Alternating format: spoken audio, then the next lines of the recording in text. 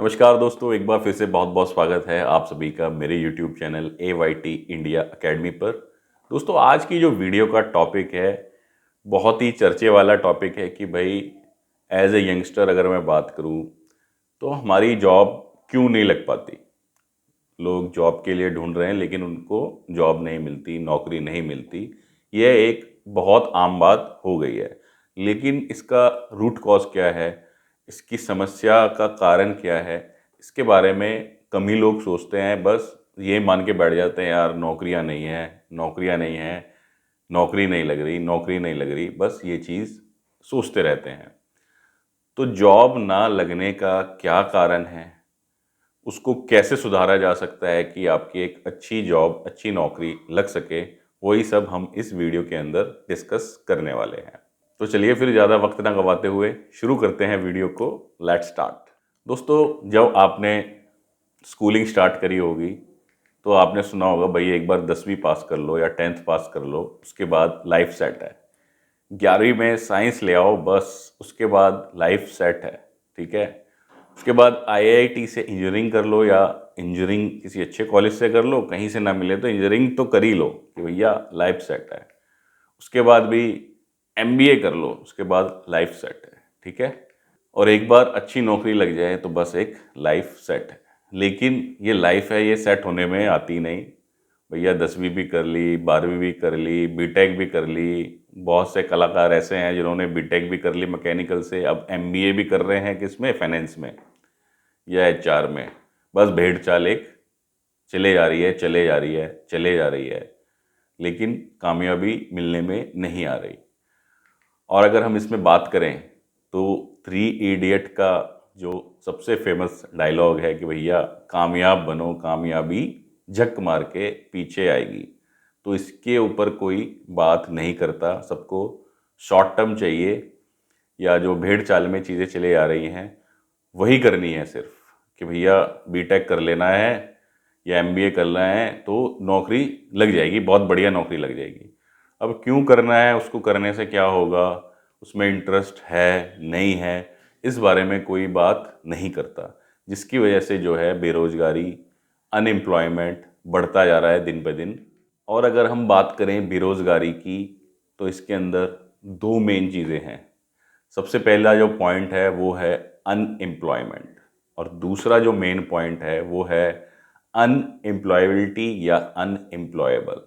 तो हम इस वीडियो के अंदर जो कवर करेंगे वो कवर करेंगे अनएम्प्लॉयबिलिटी।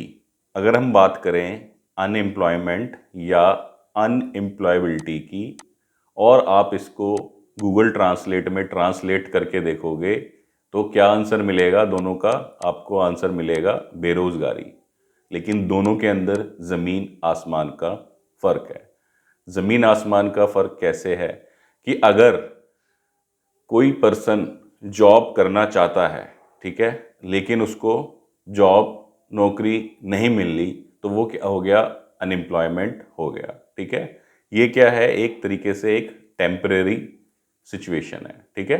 भाई जब तक बंदे को नौकरी नहीं मिलती, मान लो 2 महीने, 3 महीने, 6 महीने, 7 महीने, तो ये क्या हो गया, अनएम्प्लॉयमेंट हो गया कि भैया बंदा बेरोजगार है। ठीक है। लेकिन जिस पे हमें गौर देने की ज़रूरत है इस अनएम्प्लॉयमेंट को ख़त्म करने के लिए, वो है हमारी अनएम्प्लॉयबिलिटी या अनएम्प्लॉयबल। इसका मतलब क्या है कि बंदा फिट ही नहीं है, not fit for the job. ठीक है। Not fit for the job का क्या मतलब है कि बीटेक तो कर ली, लेकिन बीटेक में क्या सीखा वो अता पता नहीं, ना उसने कोई स्किल गेन करी, ना कुछ चीज़ें सीखी, बस बीटेक कर ली, इधर उधर से पास भी हो गए नकल मार के। भैया यही हालात है आजकल बीटेक कॉलेजेस का, चीटिंग दबा के होती है। मैं ऐसे लोगों को जानता हूँ जो नौकरी कर रहे हैं, डिप्लोमा कर चुके हैं, कहीं पे प्रोडक्शन में जॉब कर रहे हैं, कहीं क्वालिटी में जॉब कर रहे हैं, और उनका बीटेक भी चल रहा है। मैंने कहा बीटेक यार कैसे कर लेते हो? सर किताब खोल के एग्ज़ाम होते हैं। तो जब किताब खोल के बीटेक होंगे तो फिर कैसे इंजीनियर बनेंगे? तो उसकी वजह से क्या मेजर प्रॉब्लम जनरेट होती है, वो जनरेट होती है अनएम्प्लॉयबिलिटी की। ठीक है। अनएम्प्लॉयबिलिटी क्या है? बेसिकली बंदे को कुछ आता ही नहीं है, जिस जॉब के लिए वो अप्लाई कर रहा है या जिस जॉब के लिए आया है उसके लिए फिट ही नहीं है, उसके अंदर वो स्किल ही नहीं है। ठीक है, बेरोजगार तो बहुत हैं, लेकिन उसमें से बेरोजगार ऐसे बहुत कम हैं जिनको काम आता हो, जिसके अंदर स्किल हो, जो समझदार हो, लेकिन उसकी नौकरी ना लग रही हो। ऐसे लोगों को उनकी कंपनियां जो हैं, एग्जिस्टिंग जो ऑर्गेनाइजेशंस हैं, वो ही नहीं छोड़ रही जो अच्छे लोग हैं। मार्केट में कौन घूम रहा है? मार्केट में वह घूम रहा है जिसके अंदर कोई स्किल नहीं है, मतलब कि वो अनएम्प्लॉयबल है, उसको नौकरी मिलने लायक उसके अंदर स्किल ही नहीं है। अगर हम बात करें अनएम्प्लॉयमेंट की, तो ये क्या है? एक सिम्टम है। क्या है? सिम्टम। ठीक है, ये तो एक लक्षण है, लेकिन मूल बीमारी क्या है? वो है अनएम्प्लॉयबिलिटी या अनएम्प्लॉयबल होना, कि भैया आप फिट ही नहीं हो जॉब के लिए। सपोज मैं कहीं पर गया as a production engineer. As a production engineer मेरे को जो चीज़ें आनी चाहिए, जो चीज़ें मुझे सीखनी चाहिए, वो मुझे आती ही नहीं। मैंने बस बीटेक कर ली या डिप्लोमा कर लिया, वो भी उधर उधर से कम अगर आपने किया है तो बीटेक भी अगर ढंग से किया हो तो भी आप फिट हो जाओगे, जीईटी ज्वाइन कर जाओगे। तो ना तो आपने कोई बीटेक, ना तो कोई आपने डिग्री ढंग से करी, ना ही आपने कोई स्किल गेन करी, जिसके कारण आप क्या बन गए? अनएम्प्लॉयबल बन गए, कि भैया आप फिट ही नहीं हो जॉब के लिए। ठीक है, डॉक्टर एपीजे अब्दुल कलाम को कौन नहीं जानता? उन्होंने भी इस बारे में बहुत पहले ही हमें आगाह किया था कि भैया जो अनएम्प्लॉयमेंट है वो प्रॉब्लम नहीं है, अनएम्प्लॉयबिलिटी प्रॉब्लम है, कि लोग उस लेवल के तैयार ही नहीं हो रहे कि उनको नौकरी मिल सके। इसका एक छोटा सा उदाहरण देता हूँ, अपनी एक रियल एग्जाम्पल है ये।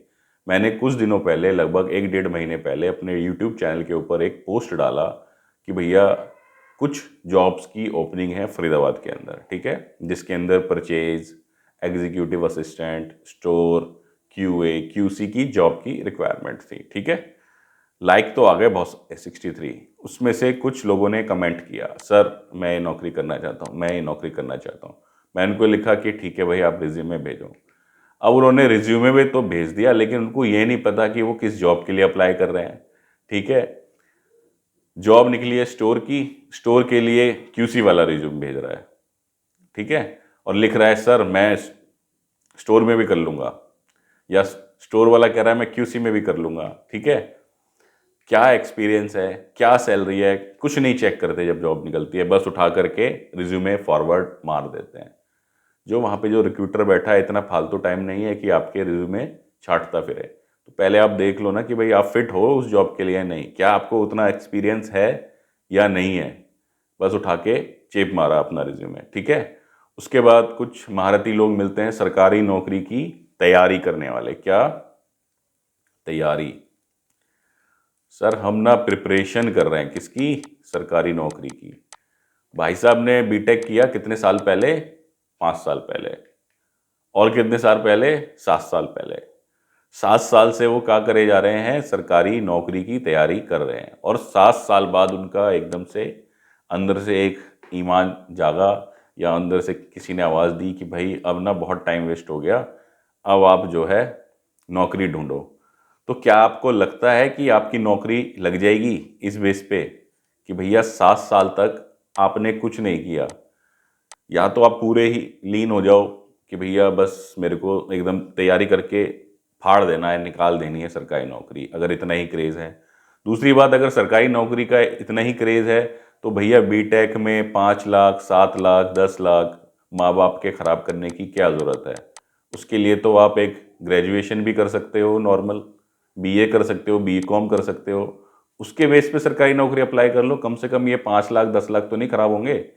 इसका बाद में अगर कोई नौकरी ना लगी तो कोई बिजनेस तो कर लोगे, कुछ काम तो आ जाएगा। 7-7 साल के लोग हैं जिनका गैप है, और मेरे को वो मेल करते हैं, व्हाट्सअप करते हैं, सर हमारी नौकरी लगवा दीजिए, हमारी नौकरी लगवा दीजिए। भाई जो रिक्रूटर बैठा है वो इतना पागल है क्या कि भाई जिस बंदे ने अपनी ज़िंदगी के 7 साल खराब कर दिए सिर्फ एक सरकारी नौकरी के लालच में, वो क्या अचीव करेगा? अब वो 7 साल वाला, और जो यंगस्टर आ रहे हैं अभी नए एज वाले जिनको सारी लेटेस्ट चीज़ें पता है उससे क्या compete कर पाएगा और मैं कैसे उसको फॉरवर्ड करूं। तो ये भी एक बहुत बड़ा रीज़न है बेरोजगारी का कि भैया सरकारी नौकरी की बहुत चाह है हिंदुस्तान के अंदर और उसके पीछे बस आंख मूंद के लगे पड़े हैं। भैया अगर प्राइवेट नौकरी भी करो तो उसमें भी अच्छा खासा स्कोप है। मैं ऐसे ऐसे लोगों को जानता हूँ जो साल का 1-1 करोड़ जिनका पैकेज है, 1.5-1.5 करोड़ जिनका सालाना पैकेज है, ठीक है। और नॉर्मल वही उन्होंने बीटेक किया या एमबीए किया उसी बेस पे वो अपना कर रहे हैं, लेकिन उन्होंने ये अपना टाइम वेस्ट ऐसे नहीं किया कि 7 साल तक सरकारी नौकरी के पीछे पड़े रहे, फिर उनका ज़मीर जागा 7 साल बाद कि भाई अब सरकारी नौकरी नहीं, अब प्राइवेट नौकरी ढूंढते हैं। तो कितने की मिलेगी? 10,000 की मिलेगी, 12,000 की मिलेगी, 15,000 की मिल जाएगी। आप तो फ्रेशर ही हो ना, चाहे आप 7 साल गैप कर लो या 50 साल गैप कर लो, कंपनी के लिए तो आप फ्रेशर ही काउंट होगे। तो ये भी एक बहुत बड़ा मेजर गैप है अनएम्प्लॉयबिलिटी को लेकर के कि भैया लोग इस तरीके से अनएम्प्लॉयबल बनते जा रहे हैं। और जो मैं बात कर रहा हूँ ऐसे हवा में नहीं कर रहा हूँ, इस पे बहुत सारी स्टडीज़ हुई हैं, ठीक है, जिसमें एक स्टडी ये करी गई कि जो ग्रॉस एनरोलमेंट रेशियो है for Indian higher education is 34%। मतलब कि जो हायर एजुकेशन करके स्टूडेंट निकलते हैं उनमें से 34% को ही जॉब मिलती है। ये लगभग 2 साल पुरानी स्टडी है। सोर्स मैंने नीचे लिंक दिया हुआ है, उस पर भी आप सर्च मार सकते हो, ठीक है। और वर्ल्ड वाइड अगर देखें तो ये 56% है, तो हम वर्ल्ड का जो लेवल है उससे बहुत नीचे हैं, ठीक है। और इसके अलावा क्या है, हर लाख 60 लाख स्टूडेंट्स जो हैं वो ग्रेजुएट होके निकल रहे हैं और जिसमें से क्या है 70%, कितने 70% क्या मिसिंग है उनमें? बेसिक एम्प्लॉयबल स्किल्स मिसिंग है, वो एम्प्लॉयबल ही नहीं है।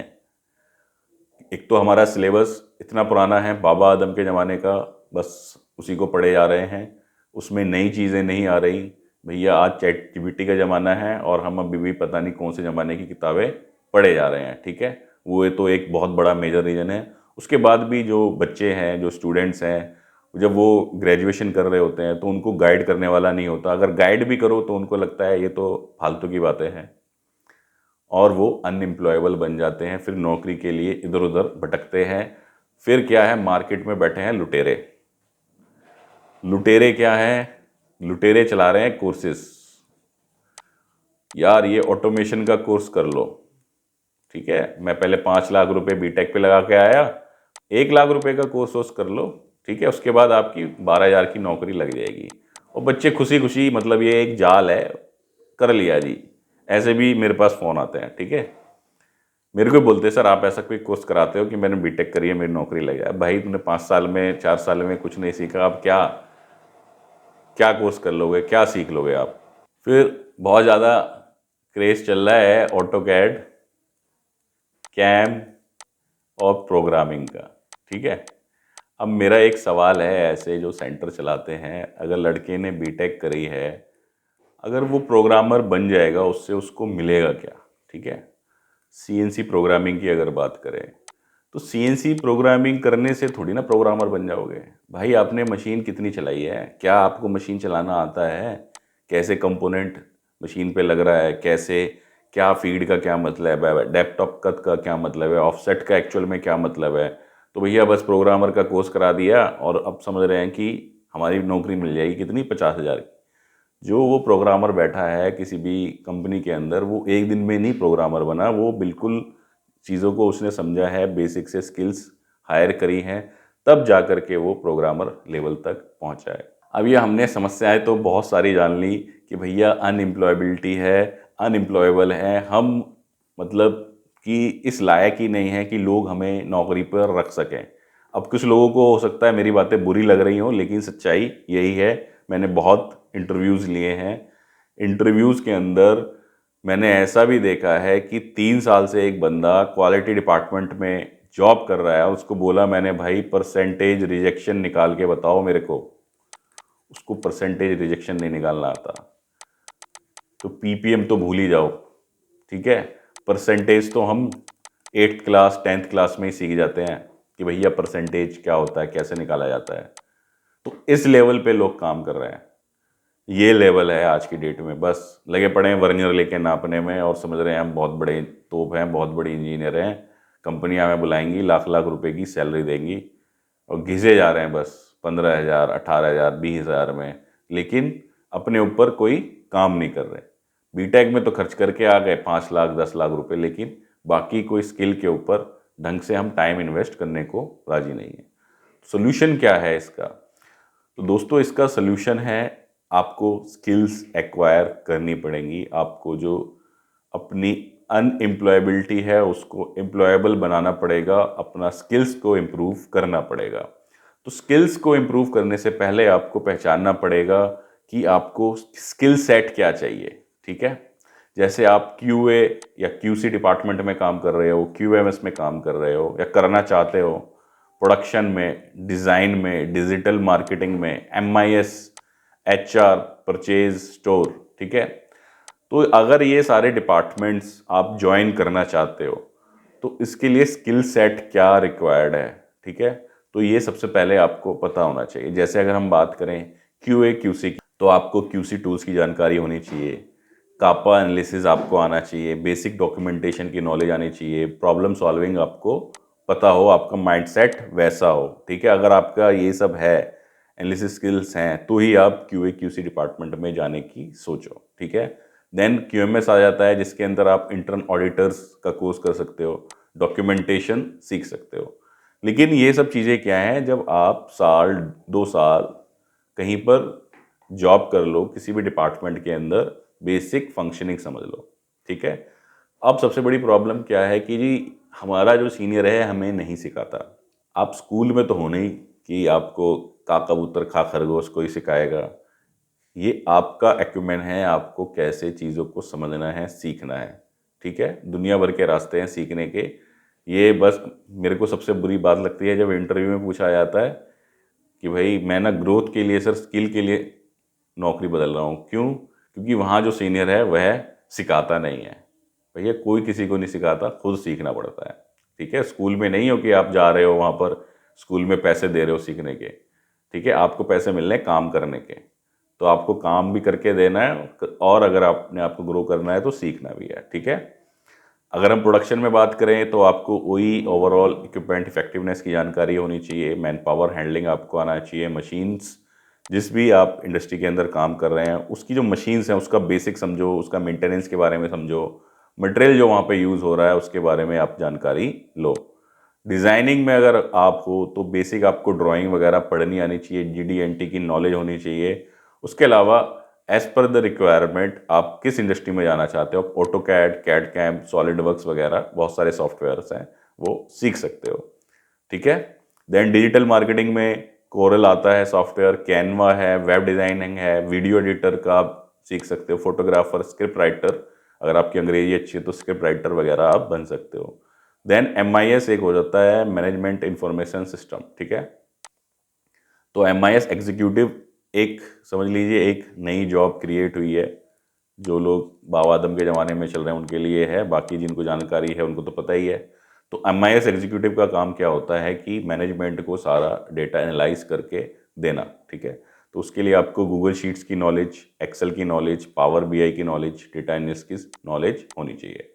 देन अगर हम HR की बात करें तो HRMS softwares, excels, power, manpower handling, grievance handling, ये सारी चीज़ें आपको आनी चाहिए। देन परचेजेज है, परचेज के अंदर आपको ईमेल राइटिंग आना चाहिए, नेगोशिएशन स्किल्स आनी चाहिए कि भाई आप सबसे सस्ता कह लो या कॉस्ट इफेक्टिव कह लो और क्वालिटी वाला मटेरियल कैसे प्रोक्योर कर सकते हो या करवा सकते हो। देन स्टोर में हो तो आपको ERP की नॉलेज, एक्सेल, गूगल शीट की नॉलेज होनी चाहिए। और एक मेरी फ्रेशर से ख़ास तौर पे क्या है, गुजारिश कह लो, गुजारिश ही कर सकते हैं, बाकी मानना तो ना मानना आपके हाथों में है, कि जो इंडस्ट्रियल ट्रेनिंग बनाई गई है, चाहे वो इंटर्नशिप बनाई गई है MBA के अंदर या BBA के अंदर या BTech के अंदर इंडस्ट्रियल ट्रेनिंग दी गई है सेमेस्टर के बाद में, वो उस हिसाब से डिज़ाइन की गई है कि आप इंडस्ट्री में जाओ, चीज़ों को समझो, देखो, और उसके बाद ताकि आप जब जॉब में जाओ तो चीज़ें आपको क्लियर हो। लेकिन 99% बच्चे क्या करते हैं, बस किसी से सिफारिश लगवाते हैं और सर्टिफिकेट ले लेते हैं और सर्टिफिकेट कॉलेज में जमा करा देते हैं और वहाँ उनके नंबर लग जाते हैं, बस उसी में खुश हो जाते हैं कि नंबर लग गए। लेकिन अगर आप उस समय को प्रॉपरली यूटिलाइज करो और एक अच्छी जगह से आप अगर इंडस्ट्रियल ट्रेनिंग लो तो आप बहुत अच्छे से ग्रो कर सकते हो, कि जो मतलब आप एक साल में सीखोगे एज ए फ्रेशर, वो आप जो 2 इंडस्ट्रियल ट्रेनिंग्स हो गई तो उनमें जाकर कर चीज़ों को ग्रैप्स कर सकते हो। वर्नियर चलाना, इंस्ट्रूमेंट चलाना, चीज़ों को देखना, क्या प्रोसेस हो रहा है, कौन सी मशीनें हैं, वो सारी चीज़ें समझ सकते हो। मेरे को अभी भी याद है, मैंने 2 जगह से इंडस्ट्रियल ट्रेनिंग करी थी, एक एस्कॉर्ट्स कुबोटा, एक ऑटो इग्निशन।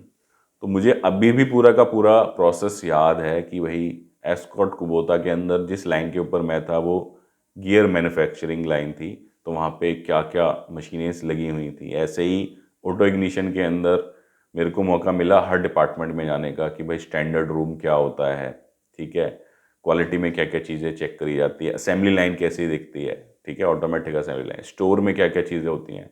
तो ये सारी चीज़ें समझी, सीखी, तो मेरे जॉब जब मैंने किया तो मेरे काम आई, ठीक है। देन सबसे मोस्ट कॉमन स्किल जो हम एक्वायर कर सकते हैं वो है कंप्यूटर स्किल्स, ठीक है। अगर आप कंप्यूटर स्किल्स नहीं है, ठीक है, तो आप मेरी नज़र में क्या हो, अनपढ़ हो। ये भी थोड़ा सा हार्श वर्ड है, लेकिन हार्श वर्ड बोलना पड़ेगा कि आपको अगर कंप्यूटर चलाना नहीं आता तो आप अनपढ़ हो। कंप्यूटर चलाने का मतलब ये नहीं है कि बटन दबा दिया, कंप्यूटर ऑन कर दिया, आता है। मैं पूछता हूँ जी एक्सेल आता है, हाँ सर बेसिक आता है। 4 क्वेश्चन पूछे नहीं, वो बेसिक एडवांस सब गायब, ठीक है। तो बेसिक कुछ नहीं होता, बोलो आता है या नहीं आता है, ठीक है। नहीं आता तो उसको सीखना है, ठीक है। चैट जीपीटी को यूज़ करना सीखना है अगर दुनिया के साथ चलना है। सच्चाई है ये, बस शत्रुमुख की तरह नहीं, गड्ढे में मुंह दे लिया और लगा खतरा, चला गया, ठीक है। डैशबोर्ड्स आपको आने चाहिए बनाने, गूगल शीट्स आपको हैंडल करनी आनी चाहिए, ठीक है। तो ये सारी चीज़ें आपको अपने स्किल्स के अंदर ऐड करनी होंगी। अगर आपके अंदर नहीं है तो ही आप एम्प्लॉयबल बन सकते हो, ठीक है। अब ये जो स्किल्स हैं ये आपको मिलेंगी कहाँ से, ठीक है। सबसे पहला जो साधन है वो क्या है, यूट्यूब, ठीक है। यूट्यूब सिर्फ हंसी मजाक, फालतू की वीलॉग वीडियो, ठीक है, डांस, म्यूज़िक, कॉमेडी ये देखने के लिए नहीं है। उसको आप एज ए एजुकेशनल प्लेटफॉर्म भी यूज़ कर सकते हो, ठीक है। जितने भी ये इंस्टा, फेसबुक वगैरह चलते हैं उनमें सबसे बेस्ट है यूट्यूब फॉर एजुकेशन पर्पस। आपको सिर्फ एक सवाल लिखना है, आपको उस पर 36 वीडियो मिल जाएंगे, ठीक है। भरा पड़ा है पूरा यूट्यूब ज्ञान से, बस उसको लेने वाला चाहिए। अगर मैं अपनी खुद की बात करूँ तो मैंने जो ये यूट्यूब पर वीडियो बनाना सीखा, वीडियो एडिटिंग सीखी, ये पीपीटीज मैं आपको बनाकर दिखा रहा हूँ, ये स्क्रीन रिकॉर्डिंग कैसे हो रही है, ठीक है, और जितने भी मैं इंस्ट्रूमेंट वगैरह यूज़ कर रहा हूँ सब कुछ मैंने 100% किससे सीखा है, यूट्यूब से सीखा है। इसके अलावा जो गूगल की भी मेरे को अच्छी खासी नॉलेज है, एक्सेल की भी अच्छी खासी नॉलेज है, अगर आप मेरी वीडियोस देखते हो तो वो भी मैंने उसका कोई कोर्स नहीं किया, 1 रुपया नहीं खर्च किया आज तक, ठीक है। सब कुछ कहाँ से सीखा है, यूट्यूब से सीखा है या एक दूसरे से इंफॉर्मेशन गैदर करी है। तो यूट्यूब एक बहुत अच्छा साधन है, ठीक है। गूगल बाबा है ऑफ कोर्स, वहाँ पर आपको कोई भी डाउट है वो डाल सकते हो। ये तो मैं फ्री वाली चीज़ें बता रहा हूँ, ठीक है। चैट जीपीटी है, उसको एक सवाल लिखना है, आपको आंसर दे देगा। अब उसको आप अपने हिसाब से यूज़ कर सकते हो, ठीक है। तो ये तो क्या है, ये फ्री वाले मोड है, ठीक है। फ्री है, सिर्फ एक इंटरनेट कनेक्शन चाहिए, फ्री में कितना भी ज्ञान लो, ठीक है, इसमें कोई दिक्कत ही नहीं है। देन कुछ है यूडेमी जैसे प्लेटफॉर्म है, ठीक है। हमारा भी है AYT का प्लेटफॉर्म है जिसमें हमने AYT का ऐप बना रखा है, ठीक है। तो उसके अंदर क्या है, कुछ चीज़ें होती हैं, कुछ कोर्सेज़ हैं, बहुत सारे कोर्सेज़ आपको मिल जाएंगे। यूडेमी पे जाओगे या AYT पे जाओगे, यूडेमी ने मेरे को कोई पैसे नहीं दिए लेकिन अच्छा प्लेटफॉर्म है इसलिए मैं उसके बारे में बता रहा हूँ। तो वहाँ आपको जाना है, डालना है, वहाँ से आपको डिटेल मिल जाएंगी, ठीक है। यूट्यूब पे क्या डाल सकते हो कि भाई आपको as a production engineer work करना है तो वहाँ लिख सकते हो skill set required for a production engineer, skill sets required for a design engineers, ठीक है। दुनिया भर की वीडियोज़ आएंगी, वहाँ से आप इंफॉर्मेशन गैदर कर सकते हो, अपनी स्किल्स इंप्रूव कर सकते हो, ठीक है। अब इसमें मेरा एक और आप लोगों से है कि मैंने जो यूट्यूब पर वीडियोस बनाई हैं वो इन्फॉर्मेशन या स्किल गेन करने के लिए बनाई है, ठीक है। अब लोग मुझे कॉल करते हैं, भाई मैंने नीचे मोबाइल नंबर दे रखा है ये, ठीक है। सोचते हैं कि बस ये यहाँ पे फ़ोन मिलाओ, काम आपका हो जाएगा पूरा। फ़ोन मिला के कैसे सवाल करते हैं, अब आप सुनो। सर मेरा 12 बजे इंटरव्यू है प्लांट हेड का, फ़ोन कर रहा है बंदा 10 बजे, सर क्या सवाल पूछे जाएंगे?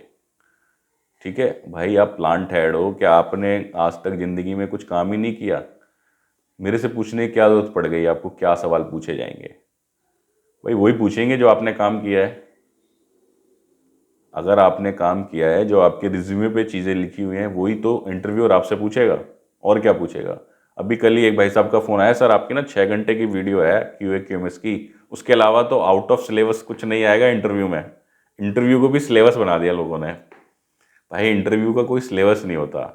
सिलेबस क्या है? आपका रिज्यूमे है, ठीक है, कि आपके रिज्यूमे में आपने क्या कहानी लिख रखी है, उसके ऊपर इंटरव्यूअर आपसे सवाल पूछता है। आप कैसे बिहेव कर रहे हो, उससे रिलेटेड आपसे एटीट्यूड के क्वेश्चंस पूछता है। तो ऐसा कोई है नहीं, हमने तो सिर्फ आपकी मदद के लिए चीज़ें डाली हुई हैं कि भाई आप क्वालिटी इंजीनियर हो तो ये चीज़ें आपको आनी चाहिए, ये सीख लो, ठीक है। लोगों ने उसको उल्टा बना रखा है कि भैया इंटरव्यू पास करने के लिए खुला हुआ है AYT चैनल। भाई उनको सीख के आप इम्प्लीमेंट करो, आपकी नौकरी वैसे ही कहीं अच्छी जगह खुद लग जाएगी अगर आपके अंदर स्किल्स होंगी तो, ठीक है। और एक और चीज़ आपको बतानी है कि भाई यूट्यूब के ऊपर भी और बहुत सारे प्लेटफॉर्म पे भी ऐसा चल रहा है, ये 2,000 रुपये का कोर्स कर लो और आपकी ना सीधा 30% का हाइक मिल जाएगा। ये 5,000 का कोर्स कर लो, आपकी सैलरी डबल हो जाएगी। तो मैं ना इन लोगों को क्या बोलता हूँ, फ्रॉड। ये लोग फ्रॉड हैं, ठीक है। जैसे वो जादूगर होता है ना, कुछ दिखा के आपसे पैसे ऐंठ लेता है, ठीक है, जादू की पुड़िया दिखा के। तो ये वही है, बस एक तरीके से आपको दिखा रहे हैं कि भाई ये कोर्स कर लो, ये कोर्स छूट गया तो आप ज़िंदगी की बहुत बड़ी गलती कर लोगे। ये कोर्स कर लो, अगर ये नहीं किया तो आपकी ग्रोथ नहीं हो पाएगी। ये कोर्स कर लो, आपकी डबल सैलरी लग जाएगी। ये कोर्स कर लो, आपकी 3 गुना सैलरी मिल जाएगी, ठीक है। अब उन लोगों से ना बस ये डेटा मांग लेना कि सर आपने जो कोर्स कराया अभी तक 100 लोगों को, मान लो 100 लोगों ने कोर्स किया, तो उसमें से कितने हैं जिनकी डबल सैलरी हो गई? एक डेटा दे सकते हो क्या आप? कि उनसे मांग लो, एक डेटा दे दो मेरे को, कितने लोग हैं 100 लोगों में से जिनकी डबल सैलरी हो गई, एक परसेंटेज बताओगे? तो उनमें होगा क्या, 1 या 2 जन की सैलरी डबल लग भी गई। वो उसका खुद का भी है उसके अंदर कि भाई बंदे के अंदर कितने दम है, बस उसी को लेके गाते रहेंगे, ये देखो ये डबल सैलरी लग गई हमारे स्टूडेंट की, ये 3 गुना लग गई, ये 4 गुना लग गई। तो ऐसे लोगों से आपको खास तौर पे सावधान रहना है। स्किल लेने के लिए सीखना है, ये नहीं 2 गुना सैलरी, 3 गुना सैलरी, 4 गुना सैलरी के लिए आपको चीज़ें सीखनी है, ठीक है। और कोई भी चीज़ ना शॉर्ट टर्म नहीं होती। सक्सेस जो है वो टमाटर का पेड़ नहीं है, वो किसका पेड़ है? वो आम का पेड़ है। टमाटर का पेड़ अभी लगाओ, 3 महीने में रिजल्ट आता है, उसके बाद कहानी खत्म। लेकिन जो आम का पेड़ होता है उसको जब लगाते हो तो कई साल के बाद फल देता है, लेकिन जब फल देता है तो इतने फल देता है कि आप खा नहीं पाओगे अकेले, आपको बांटने पड़ जाएंगे, ठीक है। तो सक्सेस भी ऐसी ही है, ठीक है। जैसे स्टीव जॉब्स ने भी बोला कि if you really look closely most overnight successes took a long time. जो आपको दिखता है ना कि ये आज की ही सक्सेस है एकदम से, बस ये तो किस्मत वाला है, तुरंत हो गया, ऐसा कुछ नहीं है, उसको टाइम लगता है। मेरे आज की डेट में लगभग 1.5 लाख सब्सक्राइबर्स होने वाले हैं, ठीक है। कहीं जाता हूँ, बोला अरे सर आपके तो मज़े हैं, सोते सोते पैसे आते हैं, सर आपके तो मज़े हैं, यूट्यूब से आपको इतनी इनकम आ रही है, इतने लाख तो आ ही जाते होंगे, ये पहला सवाल होता है। लेकिन किसी ने ये नहीं देखा कि भाई मेरी जो पहली वीडियो है ना, 18 अप्रैल 2018 को, कितने साल पहले, 19, 20, 21, 22, 23, 24, 6 साल पहले, 6 साल से यूट्यूब के ऊपर काम कर रहा हूँ, तब जाके 1.5 लाख सब्सक्राइबर्स के ऊपर पहुँचा हूँ। वीडियो कितनी है, 400 प्लस वीडियोस अपलोड कर चुका हूँ, ठीक है। तो आज की डेट में ये तो दिख गया कि भाई 1.5 लाख सब्सक्राइबर्स हैं, ठीक है, बढ़िया इनकम आ रही है यूट्यूब से, लेकिन उसके पीछे की मेहनत किसी को नहीं दिखती।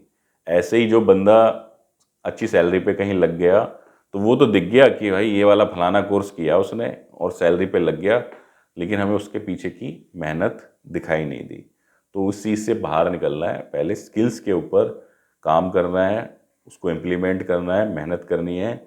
तो जो बाबा रणछोड़ दास बोल के गए हैं कि कामयाबी तो अपने आप झक मार के आएगी, कामयाब बनना है, कामयाबी अपने आप झक मार के आएगी।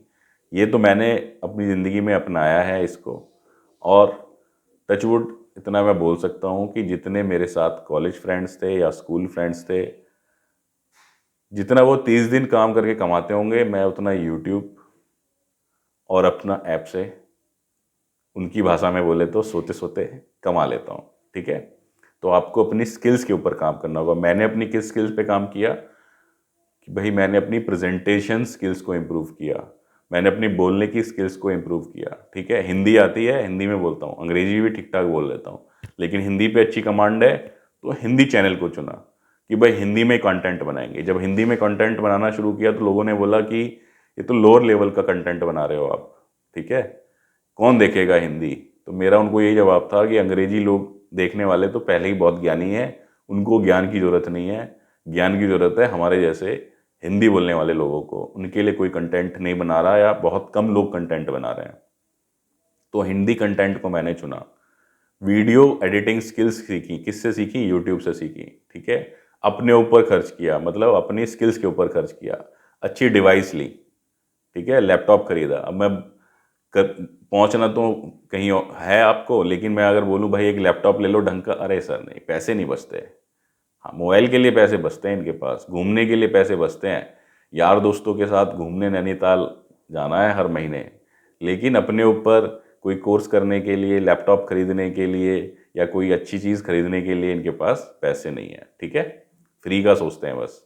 मेरे पूछेंगे सर आप कौन सा सॉफ्टवेयर यूज़ करते हो, मैं जी मैं फिल्मोरा सॉफ्टवेयर यूज़ करता हूँ। सर फ्री में कहीं से मिल जाएगा? भाई वहीं से आपकी कहानी ख़त्म हो गई। ठीक है, तो ये सारी चीज़ों को आपको ध्यान में रखना है। ठीक है, आप हमारे माध्यम का भी यूज़ कर सकते हो अपनी स्किल इंप्रूव करने के लिए। हमने ऑलरेडी 2 चैनल बनाए हुए हैं। एक हमारा मेन चैनल है AYT इंडिया अकेडमी, जिसपे 400 प्लस वीडियोज़ हैं रिलेटेड टू इंडस्ट्रीज़, जिसमें हमने सारी चीज़ें डाली हुई हैं। ठीक है, देन हमारा एक और चैनल है AYT कंप्यूटर अकेडमी, इसमें हमने कंप्यूटर स्किल्स डाली हुई हैं, जिसके अंदर Excel, Google sheet, PowerPoint, ये सारी वीडियोस कुछ डली हैं, और आने वाले समय में और भी बहुत सारी वीडियोस आएंगी। इसके अलावा हमारा ऐप है किस पर? AYT इंडिया अकेडमी के नाम से प्ले स्टोर के ऊपर आपको ऐप मिल जाएगा। जैसे आप डालोगे तो वहाँ से जब आप सर्च मारोगे आपको AYT इंडिया अकेडमी ऐप मिलेगा। उस पर हमने कुछ कोर्सेज बना के डाल रखे। कोर्सेज क्या हैं? वहाँ पे आपको ready to use formats, tool kits मिल जाएंगी जो आपके काम आएंगी। जैसे प्रोडक्शंस की रिपोर्ट है, रिजेक्शन मॉनिटरिंग की रिपोर्ट है, मेंटेनेंस की रिपोर्ट है, HR की रिपोर्ट्स हैं, ठीक है, स्टोर की रिपोर्ट्स हैं। तो वो क्या बड़े ही हमने वाजिब दामों में रखी है, जानबूझ के फ्री नहीं रखी, क्योंकि फ्री के उसकी कोई वैल्यू नहीं रहती, इसलिए आपसे थोड़ा बहुत पैसे उसमें चार्ज करते हैं। तो यही सारी चीज़ें आपको बतानी थी कि आपको अगर एम्प्लॉयबल बनना है तो आपको अपनी स्किल सेट के ऊपर काम करना होगा, अपनी स्किल्स को इम्प्रूव करना होगा, तभी आप एम्प्लॉयबल बन सकते हो। ये मैं किस बेसिस पे बता रहा हूँ, ऐसे हवा में नहीं बता रहा, कहीं से किताबें पढ़ के नहीं बता रहा। मैंने बहुत सारे इंटरव्यूज़ लिए हैं, क्योंकि जिन जिन इंडस्ट्रीज़ में मैं जाता हूँ वहाँ जनरली जो ऑनर्स वगैरह हैं वो साथ में बैठा लेते हैं, सर आप भी इंटरव्यू ले लो, आप भी पूछ लो बंदे से। 4 सवाल पूछे नहीं, बंदा खुश हो जाता है। ठीक है, तो इसलिए आपको किस पे काम करना है? अपने स्किल सेट के ऊपर काम करना है। ठीक है, उम्मीद है दोस्तों वीडियो आपको पसंद आएगी, आपके काम आएगी। अगर वीडियो अच्छी लगी है तो वीडियो को लाइक करना ना भूलें, चैनल पे पहली बार आए तो चैनल को भी सब्सक्राइब कर दें। धन्यवाद।